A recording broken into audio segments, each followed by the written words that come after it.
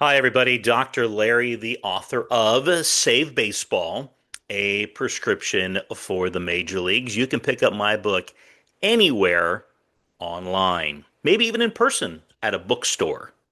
Remember those? Yeah, they're still out there. Well, it is Memorial Day weekend, and Memorial Day is one of those times in the baseball season we kind of look to as a bit of a checkpoint, if you will. Others include the All-Star break, Labor Day. We kind of check in and see how things have been going in Major League Baseball. So we're 50 games or more into the season, and we're going to break down what we noticed so far as we take a look at the standings and kind of do a little dipstick here Memorial Day weekend. But first, it is Memorial Day weekend, and I hope that not only are you enjoying time with family and friends, but more importantly, giving thanks. We are so blessed to be part of this country, and those that have given the ultimate sacrifice, men and women, in times of war and in times of peace, need to be recognized for their sacrifice this weekend. So please take a moment at least and think of those who have given us so much by giving the ultimate sacrifice. On to things a lot less important, like baseball. So we are 50 games into the season, and there's some things that are taking shape that are really not surprising, like this guy Shohei Ohtani, one of the top tier players just having another MVP season. And now this weekend, we saw him throwing some batting practice, maybe a little simulated game. When this guy gets on the mound, we know what he's capable of. And I'm certainly hoping for his sake, I'm not a Dodger fan, but I am hoping for his sake and for the game itself that Shohei can stay healthy enough to be productive not only offensively, but on the mound as well. Of course, we have some dominating performances by others, such as Aaron Judge. No surprise, another MVP type season for Aaron Judge of the New York Yankees. But we've also got some up and comers, people we know all about, but do we? This guy behind me is an absolute stud. And you may not know much about the Kansas City Royals, small market team, and if you don't have, the MLB TV package, you probably don't get a chance to see them that often.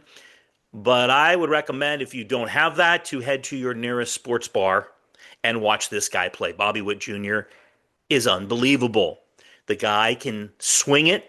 He's got crazy speed, incredible speed, and he has that offensive prowess. That's a great baseball word that has made him a star for Kansas City. And he's also going to be in that MVP candidate conversation as the season goes on. I am fortunate enough that from time to time with my travels, I get a chance to go to Kansas City. It's a great ballpark, and I know they're trying to get a new ballpark. There's been talk of one downtown, but I love the K, as they call it, Kauffman Stadium. It's a great ballpark. The fans are incredible. It's that Midwestern hospitality, and they got a fun team. And Bobby Witt Jr. is an absolute stud. Another up and coming player that many of you have spoken of as well as focused in on is Jackson Holliday. Of course, second generation player, just like Bobby Witt Jr. And this guy of the Orioles, we know he's been highly touted. He is not disappointing, even though his team is struggling this year.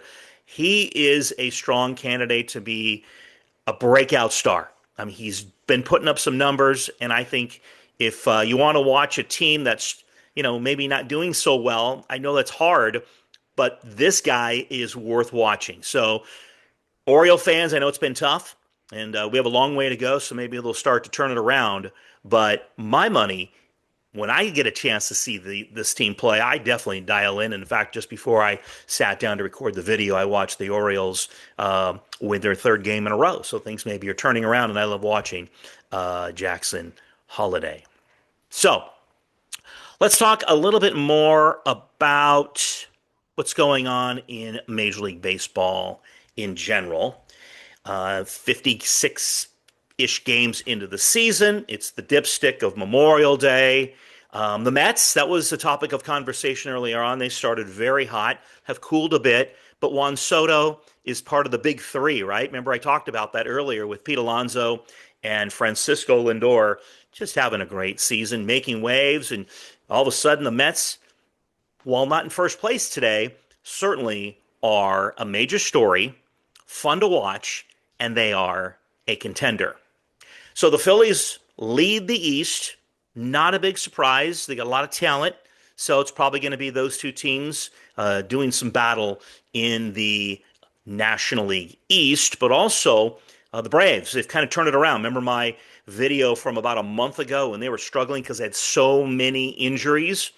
Well, times have changed. They got some health. These guys are coming back healthy, and the Braves are starting to win some games. Not quite at 500, but they're making some noise. So here's some teams that have been surprising. The Giants. I mean, I give them a tough time. You know that, listening and watching some of my videos from the beginning part of the season, even during the offseason. They are only a game out. And the Dodgers have their hands full in the NL West. I mentioned earlier my predictions were three teams would make the playoffs from the West. My prediction at that time, Dodgers, Padres, D-backs. D-backs over 500, but the Giants are the surprise team right now. So let's keep an eye on them as we get closer to the mid part of the season.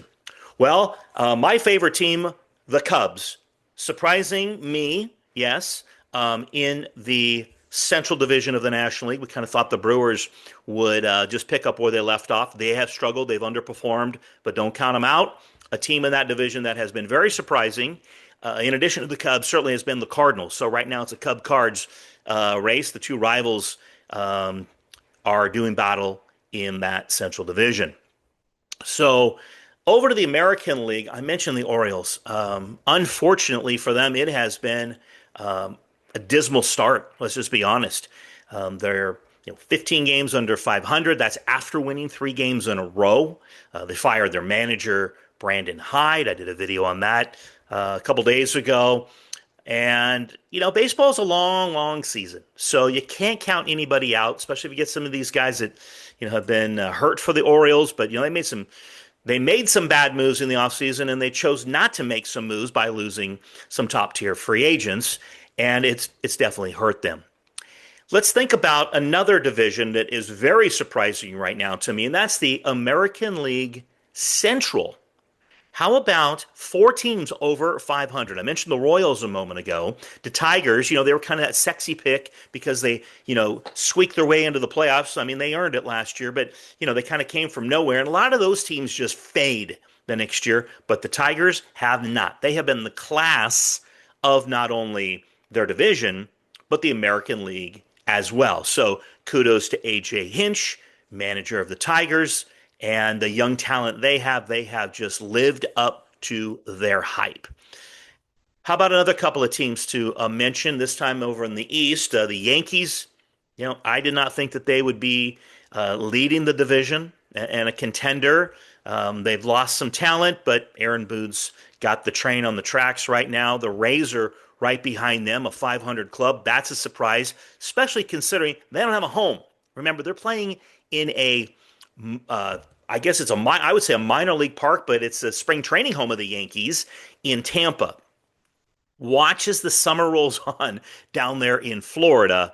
It gets a little toasty, and that's going to impact some of those games down there. Granted, both teams have to play in the heat, but I'm curious to see how the Rays are going to muscle their way and persevere through the summer heat outdoors in Florida. In the American League West, that is a division up for grabs. One of the surprises, the Angels, they've kind of had that helter-skelter start, and they lost a few, and then they won 8 in a row. So I don't think you could count anybody out, and the Angels especially could squeak into a wild card spot because they've been doing this without Mike Trout. He's been hurt with that bruise of his knee, which We keep hearing, those of us that follow the Angels, that any day now he's going to be coming back, and that's going to be a huge addition to the lineup for the Halo. So anybody can win that division in the American League West. Now, I know it's early, but the last thing I wanted to mention, and it is a surprise, is this guy, Javi Baez of the Tigers. One of the reasons the Tigers are doing well, they signed this guy to that enormous contract, and he's been a complete disaster until this year. They moved him to the outfield, and all of a sudden the guy is putting up real numbers, Javi Baez type numbers. He's hitting around 290. He's got 6 homers, 29 RBIs, and an OPS of 800.